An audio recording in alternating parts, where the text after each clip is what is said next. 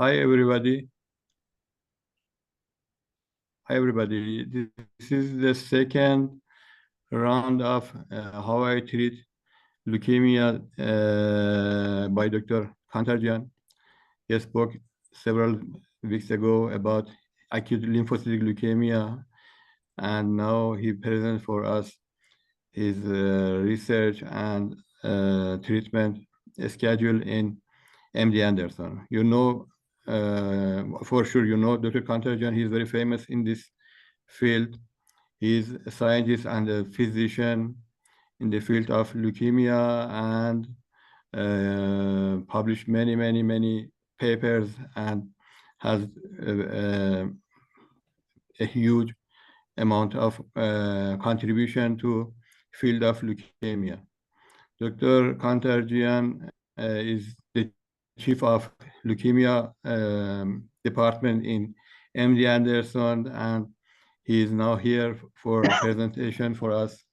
I appreciate his presence, and I want to Dr. Kantarjian to start his presentation. After presentation, we would have some question and answer session that you can send us your question to ask Dr. Kantarjian. Dr. Kantarjian, here you are.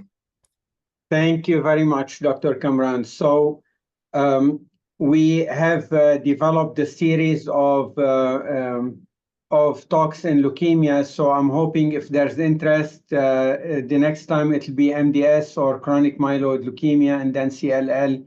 So we'll cover 7 or 8 topics among the leukemias if there is interest to continue this. Today, I'm going to update you on the acute myeloid leukemias, and I'm going to emphasize that this is how we treat patients at MD Anderson. In the community practice, still people rely on the backbone of therapy of 3+7, so anthracyclines with Ara-C. And I'll show you that perhaps this tradition, which has been ongoing for about 50 years, needs to change very quickly. So on this slide, I show the incidence of acute myeloid leukemia. It is a disease of the older people. So the median age is 68 years. And what you see is that the 5-year survival is only 30%. It is better in the younger patients, 50 to 60%. But in the bulk of the patients, those over the age of 45, the median survival goes very low. And I'd like you to keep in mind the 5-year survival rate in people over the age of 60, which is today under 10%. And I'll show you that this has changed, at least with the studies that we're doing at MD Anderson.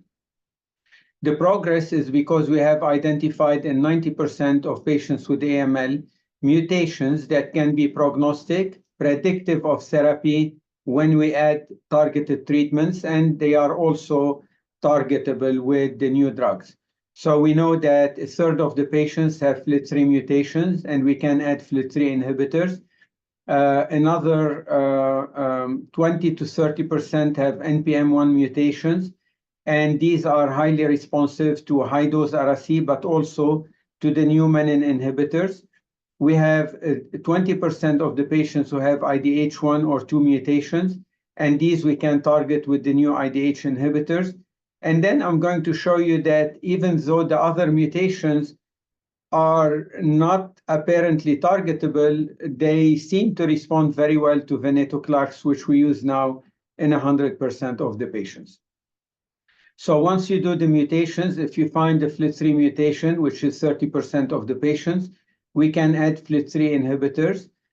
Today, we have 4 of them available: gilteritinib, midostaurin, sorafenib, and very recently quizartinib. So the question is, even though we send all the patients to transplant today, maybe we can avoid the transplant in some of them if we can do the next generation sequencing for PCR for the FLT3 and show that it's negative. And also, I'm going to approach the issue that half of the patients with AML have FLT3-like signatures. So even though they do not have a FLT3 mutation, they have mutations that are responsive to FLT3 inhibitors. Then we have IDH1 2 mutations in 20%, and axitinib targets IDH2, ivosidenib, and the newly approved olutasidenib are IDH1 inhibitors.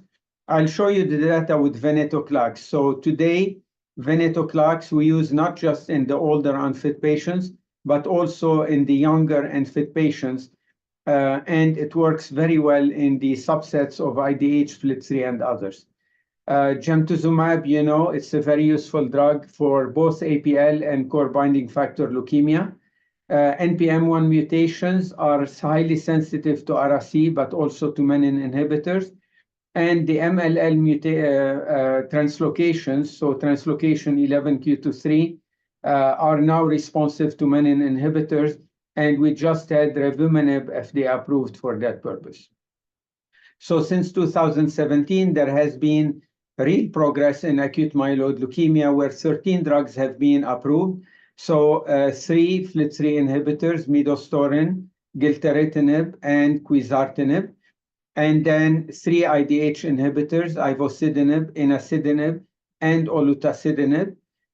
We have venetoclax FDA approved, and we have 2 oral formulations of the hypomethylating agents, the oral azacitidine and the oral decitabine. But they are very, very different because decitabine is 100% absorbable, so it can be used instead of the parenteral hypomethylating agents. Oral azacitidine is only 15% absorbable, so you have to give it at a higher dose, 300 milligrams twice daily for 2 weeks every month. And this is in patients with AML in remission where you cannot continue the intensive chemotherapy or the transplant. And finally, I show that in November 2024, revumenib, which is a menin inhibitor, was approved for KMT2A, which are the translocation 11q23, but we're testing it also in NPM1 mutations.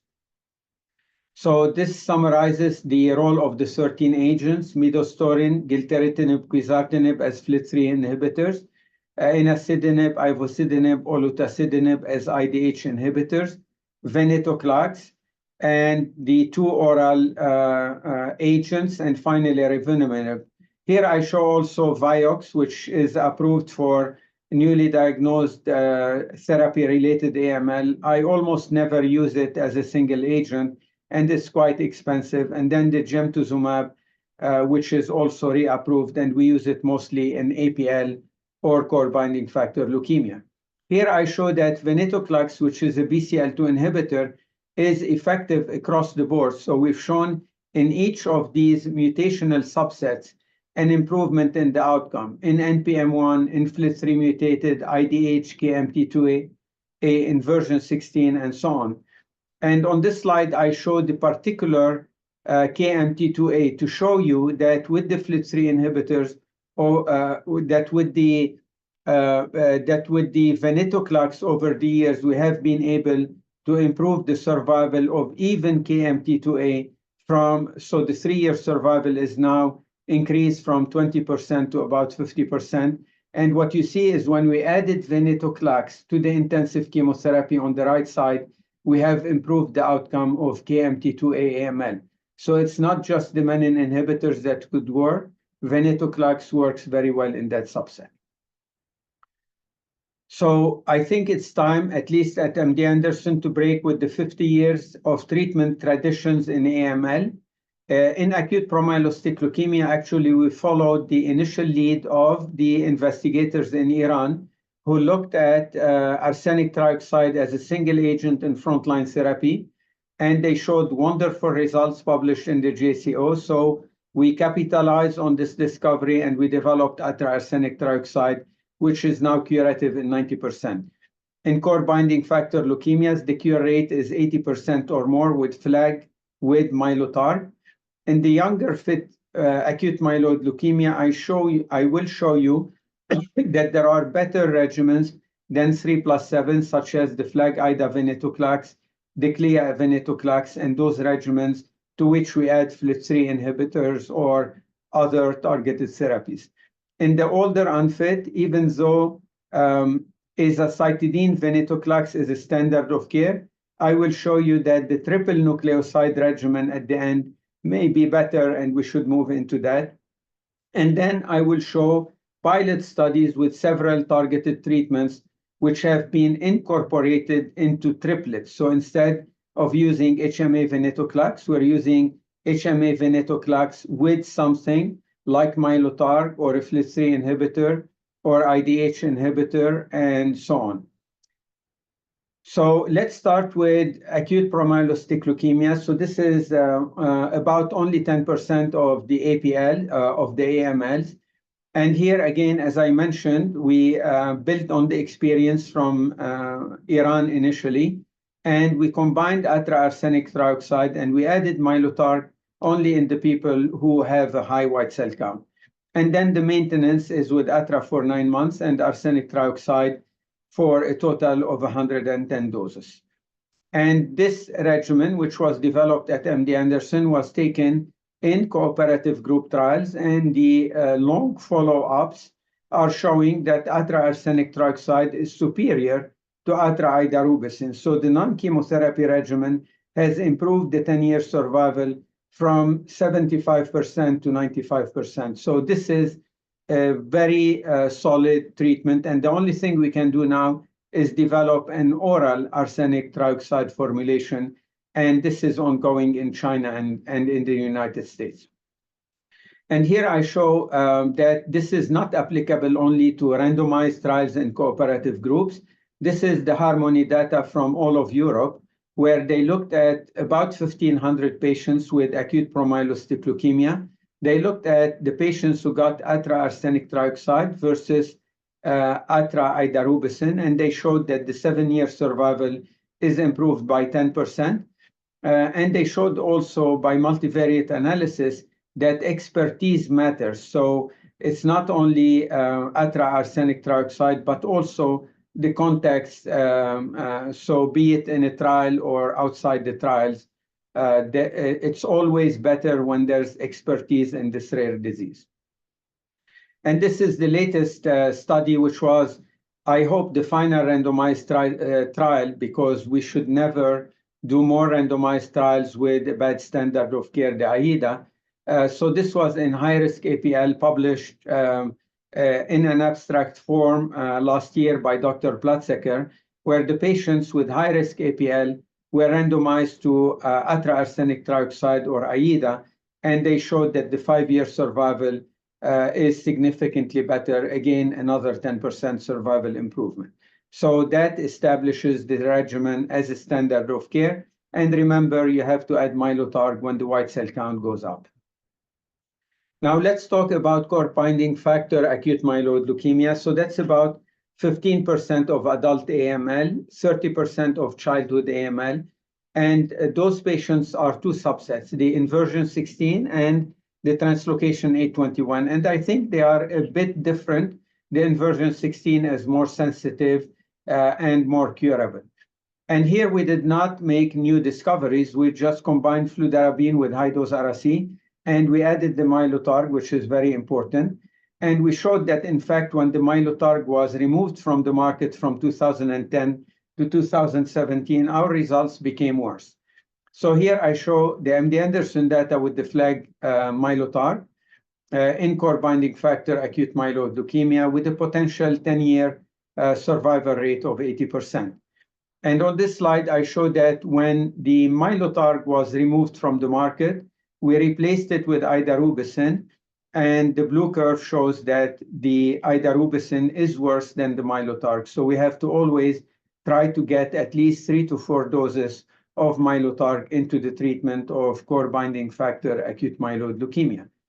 And this has been shown in a meta-analysis where the addition of Mylotarg improved not the CR rate, but the survival, and mostly in the favorable risk. So these are essentially core binding factor acute myeloid leukemia, where the 5-year survival improved from 55 to about 75 to 80%. And now it's important to note that Mylotarg is not useful only in APL and core binding factor acute myeloid leukemia, but as I said, it is useful in the favorable ELN categorization. So it is of value in NPM1 mutated AML, RAS mutated AML, and FLT3 mutated, but it also has value in IDH2, SR, SF2. So if we can figure out how to combine Mylotarg with venetoclax and intensive chemotherapy safely, this would be an ideal regimen. And here I show in the studies from England, and this was published in JCO recently. So this is the looking at FLAG-IDA Mylotarg in NPM1 and FLT3 mutated. And this was a randomized study that looked at FLAG-IDA Mylotarg versus 3+7 plus Mylotarg. And that study showed clearly that if the event-free survival is better overall, although the survival was not, because you can salvage many of these patients. But when you look at the subset of NPM1 mutated, on the right side, you find that both the survival and event-free survival are significantly better with the FLAG-IDA compared to 3+7. So I think at some point in time, we have to start looking at the possibility of using better regimens than 3+7. So why am I not in favor of 3+7? I think it has helped us for over 5 decades, but it is time to look at the bottom line data, and the bottom line data are shown here. On the left side are the results of the 3+7, plus or minus high-dose RAC consolidation in the younger patients, and the best results are a 5-year survival rate of 35 to 40%. So keep this in mind for the later studies, which I'll show you. 5-year survival rate of 35 to 40% in the younger patients under the age of 60. On the right side are the patients over the age of 60 who can tolerate intensive chemotherapy, and their median survival is less than a year, and the 3-year survival rate is about 10%. So keep in mind, the older patients, even though they are fit for intensive chemotherapy, their 3-year survival rate is about 10 to 15%. So I'm going to make the contention that those regimens are outdated, that today we should be using, instead of 3+7, we should use the FLAG-IDA venetoclax, the CLIA venetoclax, in the younger patients, to which we add some targeted therapies, be it Mylotarg, FLT3, IDH, or menin inhibitors. And in the older patients, rather than using hypomethylating agents or venetoclax, we should add something to these. And also, I'm going to show you the results with the cladribine low-dose RAC alternating with decitabine, including venetoclax. So it is time to start looking at triplets or quadruplet regimens in the older patients with acute myeloid leukemia. Now, for a while, there was the notion that high-dose daunorubicin is better than standard daunorubicin. And there are now 2 randomized studies. This is one of them, a more recent one. There was a previous one from England that showed that actually daunorubicin 16 per meter square daily for 3 days is as good and safer than 90 per meter square. So the CR rate is the same and the survival is the same. The 60 per meter square is the top curve. So then what should we consider adding? We know that FLT3 inhibitors work, as do IDH inhibitors.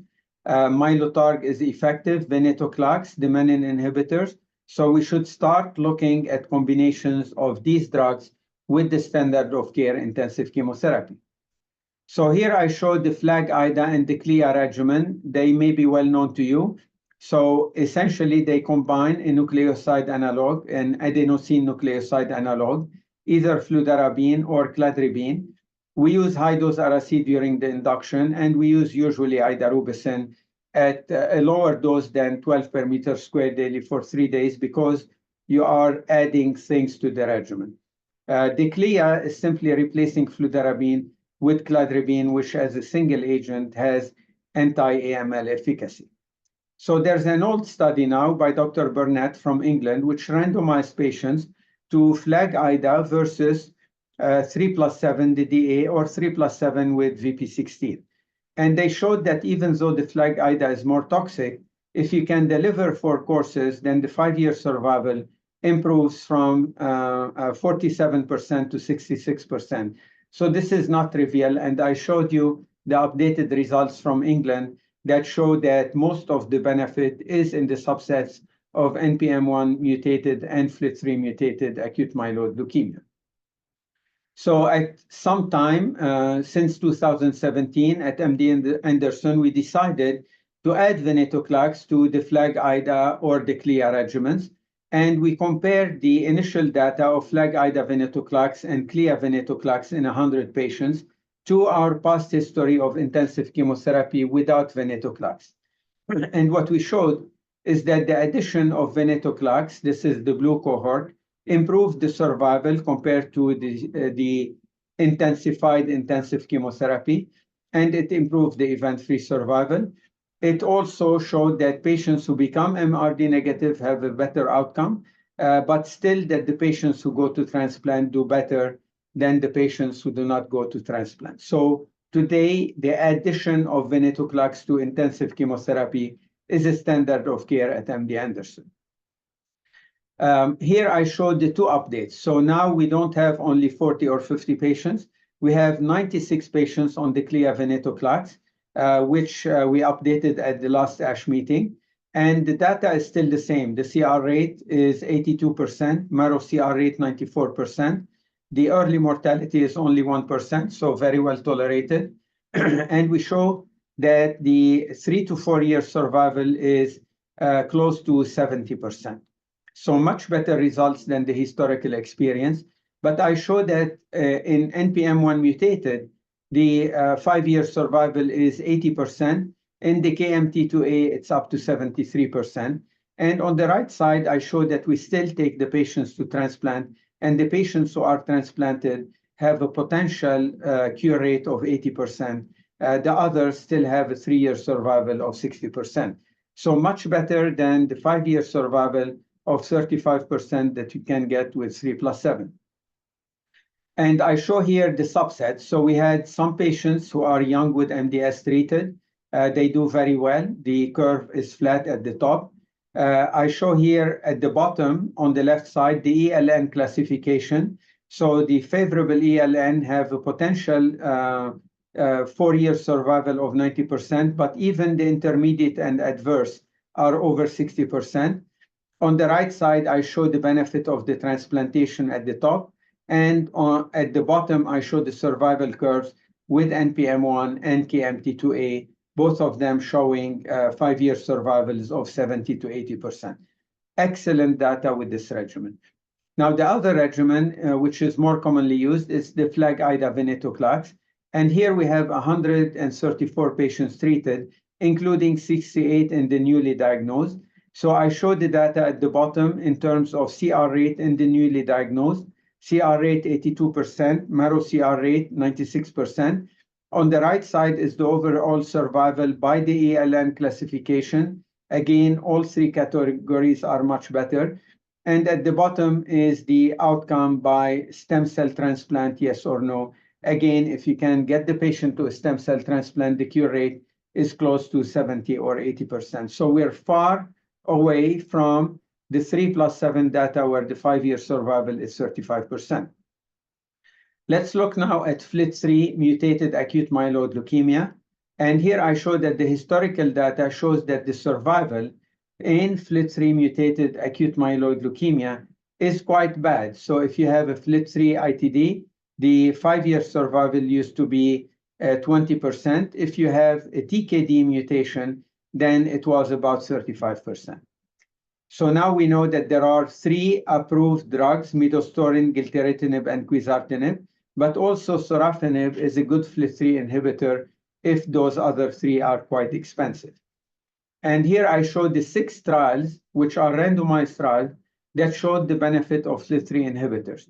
The first 2 on the left side are the randomized trials of 3+7, plus or minus quizartinib at the top or midostaurin at the bottom, both showing the survival benefit with these FLT3 inhibitors. In the middle are the patients with FLT3 mutated disease who went to transplant, and they received sorafenib post-transplant. Both studies show a survival benefit.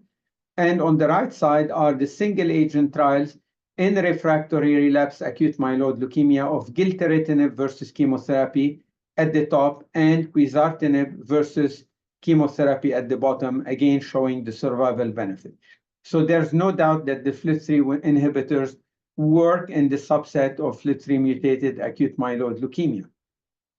And on this study, on this slide, I show the randomized study reported by Dr. Erba in Lancet 2 years ago, where 864 patients with FLT3 mutated disease were screened.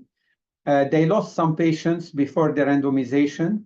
16% were lost, not actually 25% were lost. So in fact, 16% of the total could be randomized. And the randomization was to 3+7 with or without quizartinib. And that study showed that the CR rate was the same. There was slightly higher mortality with the addition of quizartinib because of its myelosuppression, but the median survival was double. The relapse rate was reduced, and the survival on the right side was significantly better. At MD Anderson, we started adding the FLT3 inhibitors since 2010, and we showed, compared to the historical data, that the 4-year survival went from the expected 30% to about 50%. And here I showed that once we optimized our studies, so using CLIA with gilteritinib in FLT3 mutated AML, and we send most of these patients to transplant, we can get CR rate in almost all the patients. We do send most of the patients to transplant, and what you see is a 3-year survival rate of 72%. So very good results, even in the FLT3 mutated acute myeloid leukemia, to the point that the ELN classification, and remember it is in younger patients who received intensive chemotherapy, has now moved the FLT3 mutated to the intermediate risk category rather than being a bad risk category. And I think some of the adverse risk groups are going to move upwards, including KMT2A, Philadelphia positive, and some of those mutations which are not adverse anymore, except for TP53, which remains very bad. So then the second question is quizartinib or FLT3 inhibitors of value in subsets other than FLT3 mutated AML? So can we identify a FLT3-like signature in acute myeloid leukemia for which we can add the FLT3 inhibitors? So this research started by Dr. Montesino from Spain, where they did a study that randomized patients to 3+7 with or without quizartinib, but these were patients FLT3 wild type, so they did not have a FLT3 mutations. And to the surprise of everybody, they showed that the addition of quizartinib improved the 2-year survival from 47 to 63%, and this is shown at the bottom on the right side. So for the first time, a randomized study showed that adding a FLT3 inhibitor in FLT3 wild type improved the survival. Then they followed with this analysis that showed that there was 50% of the patients who are FLT3 wild type who express a FLT3-like signature by genotype. And they were very secretive about that FLT3-like signature because they are trying to patent it. But they showed that it's only the 50% of the patients with the FLT3-like signature that improved with quizartinib.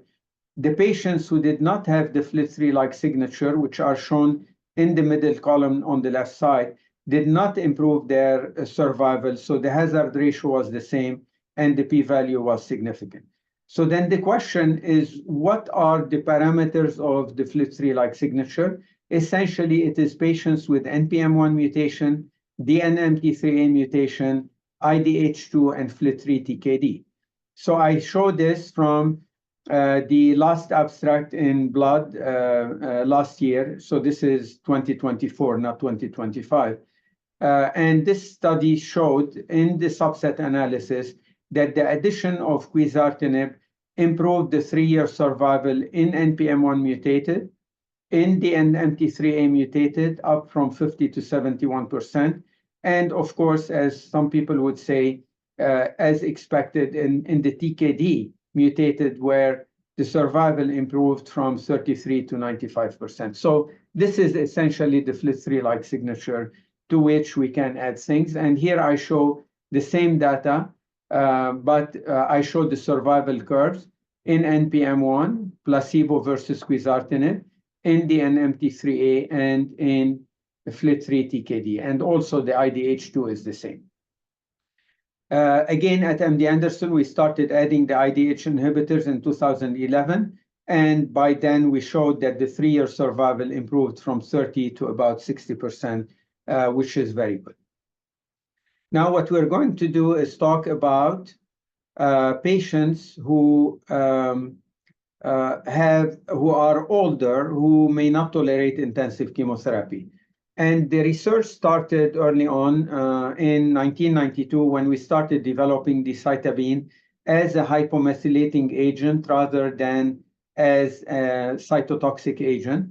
And then we went on with the studies at MD Anderson to a pivotal trial in acute myeloid leukemia, but also in MDS, where we showed that decitabine was superior to standard of care low-dose Ara-C. And this was in a randomized trial. But the survival benefit was very modest. So that's why from 2006 to 2017, nothing much happened in older unfit acute myeloid leukemia. Now, I show here that there is an oral formulation of decitabine, which is fully absorbable. So this is a randomized study that was reported by Dr. Garcia Manero from our group in Lancet Hematology. That randomized patients to oral decitabine, 35 milligrams. So 35 milligrams is the equivalent of 20 milligrams per meter square IV daily. So 35 milligrams daily for 5 days. And it showed bioequivalence, so 99% absorbance. And this study was in NDS, and it showed that the area under the curve is the same with the IV and subcutaneous. But importantly, that the 2-year survival was 62%. So this is the red curve on the right side, which was quite surprisingly positive in this setting. Now, this is a word of caution that oral decitabine and oral azacitidine are not the same. So oral decitabine is fully absorbable, 100%, and it is given at an equivalent dose. So 20 per meter square is 35 milligrams orally daily for 5 days. Now, the oral azacitidine formulation is approved only for, so the oral decitabine can replace the parenteral decitabine or azacitidine. But the oral azacitidine is only 15% absorbable. So instead of using 75 per meter square, which would be around 125 milligrams for 7 days, you're using twice the dose for 14 days. So you're giving 4 times the dose orally to be able to get to high levels. And this is the formulation that showed an improvement in the survival in the older patients in remission who cannot go to transplant or complete intensive chemotherapy. So you cannot use the oral azacitidine as an alternative to the parenteral, but you can use the oral decitabine for that purpose. So some progress happened in when venetoclax was discovered. So as I mentioned, from 2006 to 2017, everybody was using subcutaneous azacitidine or IV decitabine in older unfit acute myeloid leukemia or low-dose Ara-C. So then in 2017, we found that venetoclax is effective, and we did the randomized study of azacitidine plus or minus venetoclax. And that study showed that the addition of venetoclax in older unfit AML improved the CR rates in blue across all categories, and it improved the survival. And initially, we were very happy because the 2-year survival rate with aza-venetoclax was 40%. So we were hoping it will plateau at this level. Unfortunately, the long-term follow-up showed that the 3-year survival is down to 25%. Now, with the standard of care, it's down to 5%. So even though the green curve, the aza-ven is a standard of care, it is a bad standard of care. So how can we improve on the HMA venetoclax in older patients? what we can do is add some targeted therapy. So if you have a patient with FLT3 mutated AML, we added gilteritinib. So this is the triplet of azacitidine, venetoclax, gilteritinib. In the 30 newly diagnosed patients shown in the middle column, the CR rate was 90%. And what you see is the 2-year survival is close to 75%. So we're very happy with these results. These are the older patients, not the younger patients, where you're adding the FLT3 inhibitor. Then the second study we did was doing a triplet in IDH mutated patients. So we have treated so far 50 patients, median age 71 years. And we give them, if they have IDH1 or IDH2 mutation, we give them the appropriate IDH inhibitor. And among the 50 patients, the CR rate is 96%. And look at the 2-year survival, 82%. So triplet therapy in older patients with IDH1 or 2 mutated AML is giving very good results. And we're about to publish this data, but we showed it at the last ASH meeting. Now, can we do triplets of the menin inhibitors? So as you know, MLL is targetable with the menin inhibitors. And there are now 4 menin inhibitors in advanced stages: the revumenib, ziftomenib, bleximenib, and enzomenib. So the revumenib has been FDA approved for KMT2A-AML as a single agent. But I think the way of the future is, again, a triplet therapy. So we combined revumenib with oral decitabine and venetoclax. And this is in refractory relapse acute myeloid leukemia. And these patients had received a median of 3 prior therapies. Despite this, the response rate was 82%. And we have a 1-year survival of about 50%. And remember, these are patients who have failed at least 3 prior regimens. So this is very impressive. And we have moved that triplet combination to the front line with very good results, and we're about to publish on that. The last thing I'm going to show you is something you could consider starting actually today in Iran if you are using today azacitidine, venetoclax in the older AML. So here in the past, we had piloted the studies of cladribine low-dose Ara-C, which showed results which are better than decitabine or azacitidine. So when the venetoclax came about, we decided to add the venetoclax into the cladribine Ara-C, alternating initially with azacitidine and now with oral decitabine. We call it a triple nucleoside regimen because it has cladribine and cladribine as the adenosine nucleoside, and it has Ara-C and azacitidine as the cytosine nucleosides. So a triple nucleoside regimen to which we add venetoclax.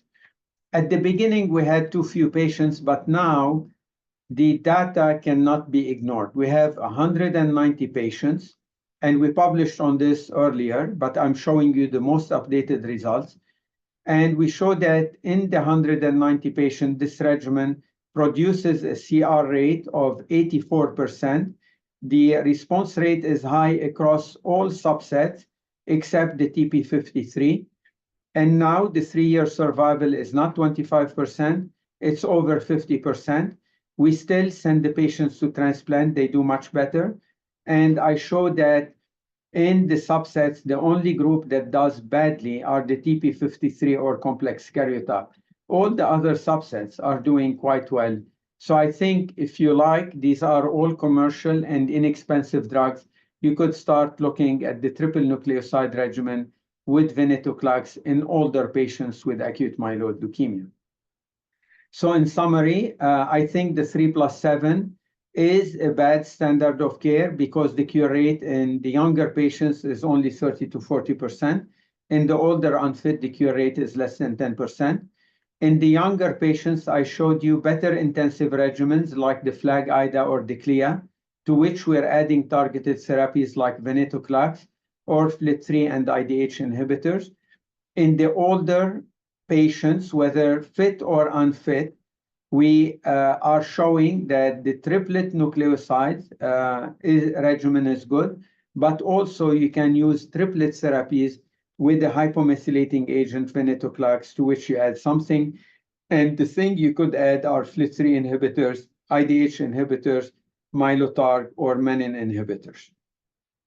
At MD Anderson, we're starting to develop the quadruplet regimen, so oral decitabine venetoclax, and combining the FLT3 with the menin inhibitors based on the notion that many patients with AML have a FLT3 or a menin-like signature, like MEIS1 overexpression, and they could benefit from this synergistic targeted therapy.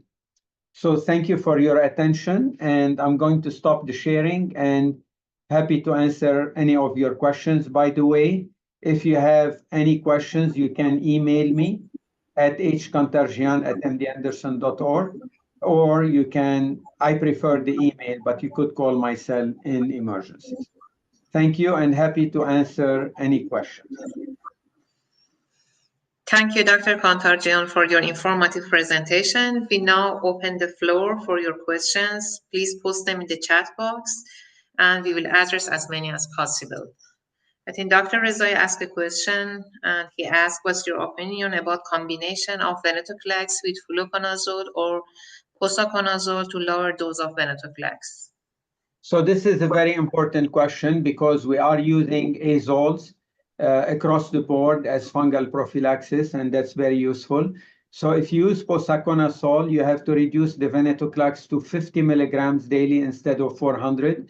If you use voriconazole, you have to reduce the dose to 100 milligrams instead of 400. The other thing I want to point out is even though the initial studies use venetoclax daily, right now we think that 2 weeks of venetoclax in the older unfit may be good enough, 2 or 3 weeks. But I showed you that in the younger patients, we do not use prolonged venetoclax. We use just 7 days of venetoclax with the FLAG-IDA or the CLIA regimen. Any other question? So I can see some. Yeah. Question from Dr. Amir Abbas Rashidi was about possibility of use triplet, the drug combination of nucleoside analogs and venetoclax for relapse refractory AML. So actually we are doing this. So we have a lot of patients who are referred on decitabine or azacitidine who have relapsed. So we are using cladribine, low-dose Ara-C, venetoclax, and then we try to improve it. So this is where we're using the quadruplets because these patients have failed the HMA. So we try to add Mylotarg or another targeted therapy. And Dr. Amir Abbas had another question, improving tolerance to high-dose sorafenib. You are correct. Sorafenib has a lot of GI toxicity. So instead of using 400 milligrams twice daily, we usually use 200 milligrams twice daily, and sometimes we reduce it to 200 milligrams daily. And then a question from Dr. Saeed Rezai, the combination of venetoclax with, so we answered this one. But to the point of fluconazole, with fluconazole, you reduce the venetoclax from 400 to 200. I personally prefer posaconazole or voriconazole.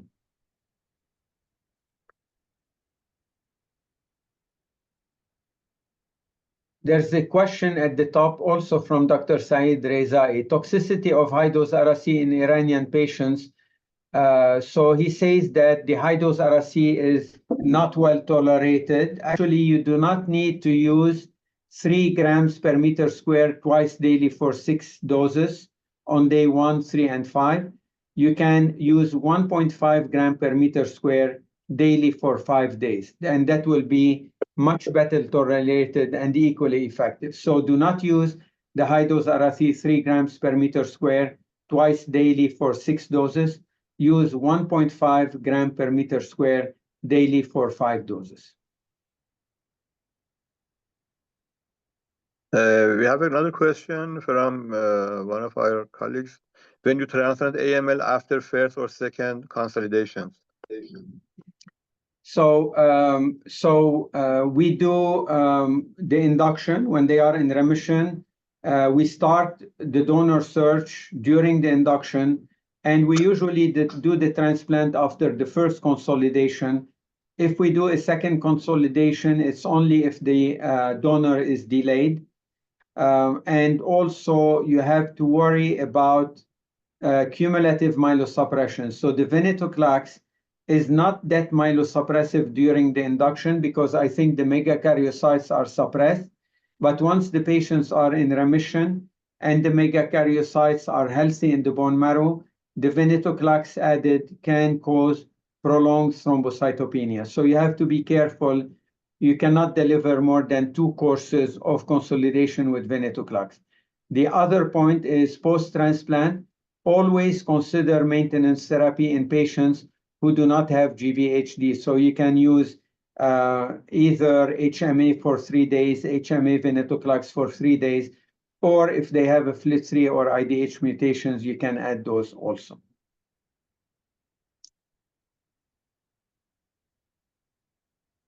So another question from Dr. Amir Abbas is, what molecular assessments are mandatory before starting treatments?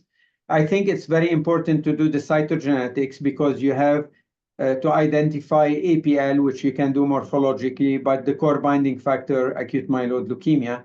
And then the 5 mutations which are important are FLT3 to add a FLT3 inhibitor, IDH1/2 to add IDH1/2 inhibitors, NPM1, because you have to do high-dose RAC, and because the flag IDA venetoclax is better in NPM1. And then the KMT2A fusion, because now we can add the menin inhibitors. And the last one is TP53, because TP53 is the worst of the worst. And then you have to warn the patient that the outcome is going to be bad, and you need to move to transplant as soon as possible. So these are the 5 minimal mutations: FLT3, NPM1, IDH1, IDH2, KMT2A, and TP53.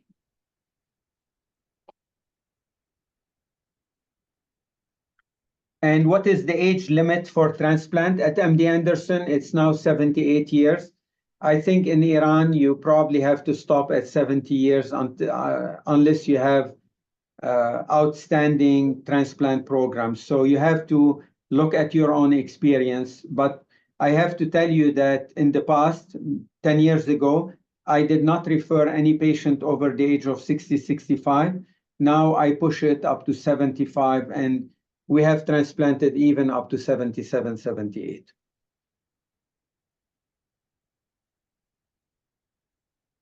Okay. Thank you. I think that there is no question.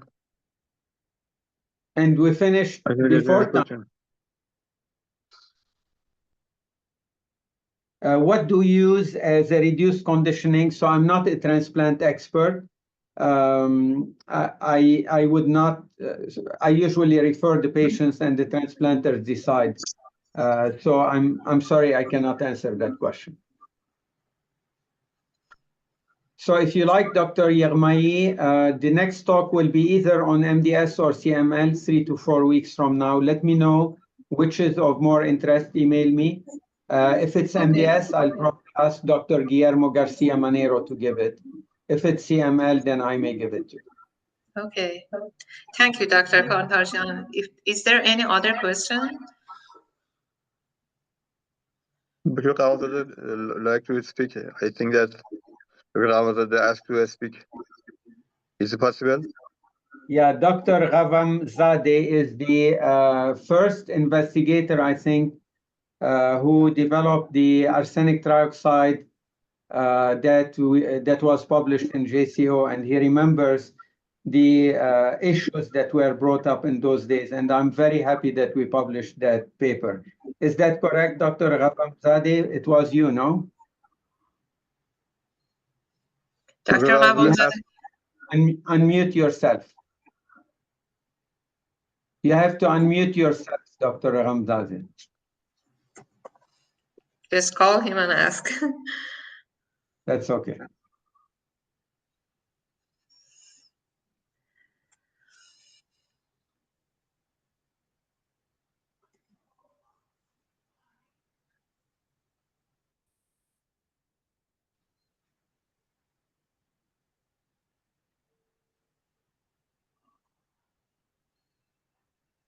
Dr. Kantarjian, I have one more question.